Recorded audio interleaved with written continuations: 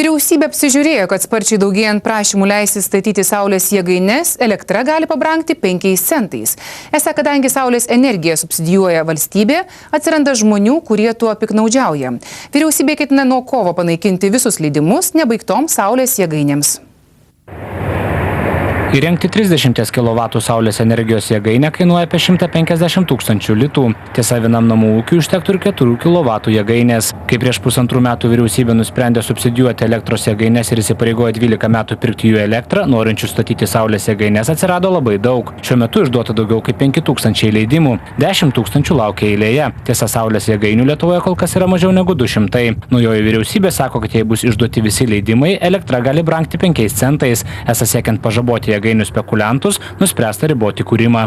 Tie, kurie pradėjo vystyti, tai aišku, galės projektus ir užbaigti.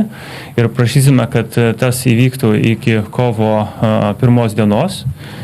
Tačiau tie, kurie galės pagrįsti, kodėl jie nespėjo ir objektyviai paaiškins priežastis, plus išleis daugiau negu pusę investicinio projekto vertės tam projektui, tai jiems tas terminas gali būti pratęstas dar 7 mėnesiams. Tie, kurie netitiks ministro išdėstytų reikalavimų, neteks subsidijų. Atsinaujinančios energijos šaltinių atstovai tikina, kad dauguma saulės jėgainių savininkų nespės baigti savo projektų, o netekę subsidijų patirs didelių nuostolių. Pasak vadinamųjų saulininkų ministerijos bauginimai, kad elektra brangs 5 centais, nepagristi. Norint įgyvendinti 16 000 leidimų, reikia daugiau negu 2 milijardų litų investicijų, kas yra šią dieną visiškai nerealu, nes bankai nefinansuoja. Ir kaip minimum 2000 žmonių, kurie dirbtų kiekvieną mielą dieną 2 metus.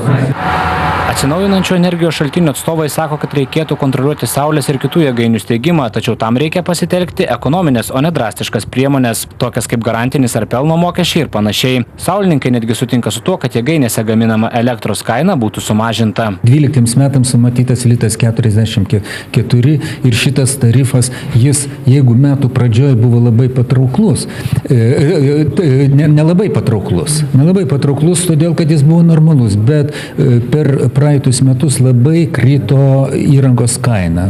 Ženkliai krito įrangos kaina, yra technologinės ten priežastys ir, aišku, reikėjo iš karto reaguoti, reikėjo mažinti, nebūtų tai buvę patrauklų. Ir tada, gal net į kokio lito tenais, ir tada būtų rinka sureguliavusi. Pasak atsinaujinančios energijos šaltinių atstovų, priėmus naujas energijos įstatymo pataisas, į saulės jėgaines investavę žmonės patirs nuostolių. Jie jau dabar svarsto dėl to kreiptis į teismą. Pirminiais skaičiavimais tokie ieškiniai valstybei gali atsieiti apie 500 milijardo litų.